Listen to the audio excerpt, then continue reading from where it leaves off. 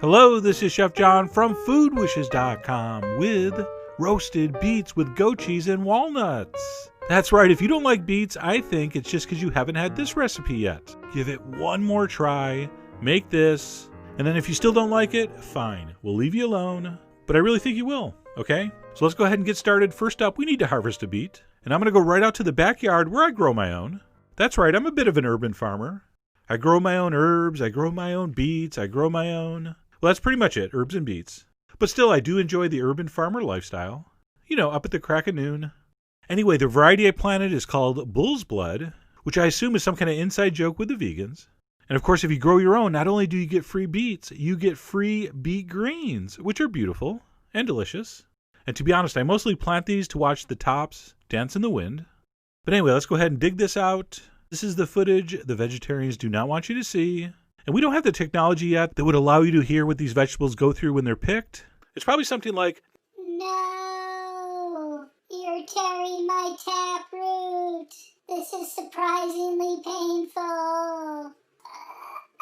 or something like that. Anyway, we're going to slaughter that beet. We're going to bring it inside. We're going to wash it off, of course, and then to prep it for the oven, all we're going to do is cut off the tops, right where they meet the beet, and do not throw those away. We're going to use the greens. So I'm going to reserve those in the fridge till I need them. Now, we don't have to peel this yet, but we are going to cut that little root off, and that's ready for the oven. But before we continue, somebody drop a beet. Oh, yeah. All right, to roast the beet, we're going to preheat our oven to 375. We're going to put a little crinkled piece of foil in a small pan so the beet has sort of a little roasting rack, and pop that in the oven just like that for about 45 minutes or until it just starts to get tender. We still want it a little firm. This is going to get roasted again, but you should, with a little bit of effort, be able to poke it with a bamboo skewer. And at that point, we're going to let that cool to room temperature, and I'm just going to put mine away. I'm going to wrap it right in that same foil because I'm not going to use mine till the next day. So you can totally do this part ahead. If you want to use it immediately, that works too. But I did put mine away, and then the next day I took it out, I unwrapped it, and before we roast it with our other ingredients, we got to peel it. And I might as well use that foil to catch the peelings, save a little cleanup. So take a paring knife and just peel off or trim off any of that skin. It's going to come off really easily. And of course I could wear plastic gloves here so I don't get beet all over my fingers. The only problem with that is I would have to wear plastic gloves, which I'm not going to do, but feel free. So we're going to peel that beet. Can something be grotesque and beautiful at the same time? Kind of a deep question. But anyway, our beet is peeled. We're going to go ahead and cut that in half. We'll turn it over to the flat side like that. And then we're going to just slice across into like, I don't know, what's that, 1/2-inch pieces? 3/8? Something like that. Thick slices. And the reason I like to cut them across is you can see from this overhead shot, you'll be able to see those little rings inside. Kind of pretty. So we're going to slice those up. And once our beets are cut, we're going to prep our baking dish, which is going to include a liberal application of this, walnut oil. Just a beautiful product. Has a very nice subtle walnut flavor and aroma. And we're going to drizzle in about a tablespoon or so and spread that around our heat-proof baking dish. And once our bottom's covered, let's go ahead and lay in our slices of beet. And you know the drill, just distribute them evenly. And then we're going to crumble over about 2 ounces of fresh goat cheese. I got some beautiful local California goat cheese. And we're going to crumble that over into all the empty spaces. And by the way, goat cheese and beets are such an awesome combination. You see them together all the time on menus, and there's a reason for that. It works so well. And then once we've crumbled over our goat cheese, all we're going to do is season this up with a little bit of freshly ground black pepper and a healthy dose of kosher salt. You know my feelings on under-seasoned vegetables. I'm not a big fan. So give it a nice sprinkling of salt, and then that's going to go in a preheated 400-degree oven for 15 minutes, or until it looks like this.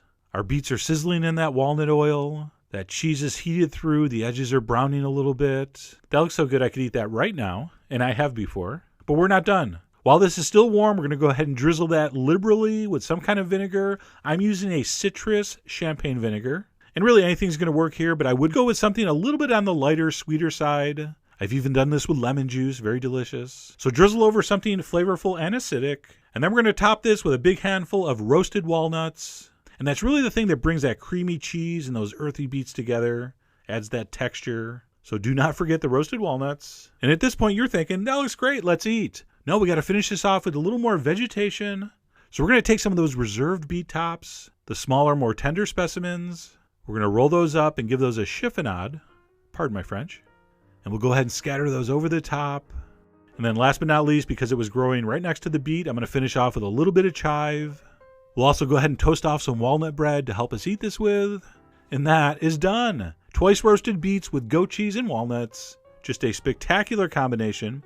All right, so let me get into this. Take a piece of that walnut toast. I'm gonna grab one of those beautiful, sweet, twice roasted beets. Some of that beautiful goat cheese, which has just been slightly dried out by the oven. Kind of concentrates the flavor, just sweetens it up just a touch, which makes it a perfect pairing with that earthy beet. And of course, don't forget those crunchy nuts and those slightly bitter greens. And that is just something else. And for me, the epitome of an easy, healthy, beautiful fall lunch. Or dinner, or breakfast, or brunch. So I really do hope you give this a try. Head over to foodwishes.com for all the ingredient amounts and more info, as usual. And as always, enjoy.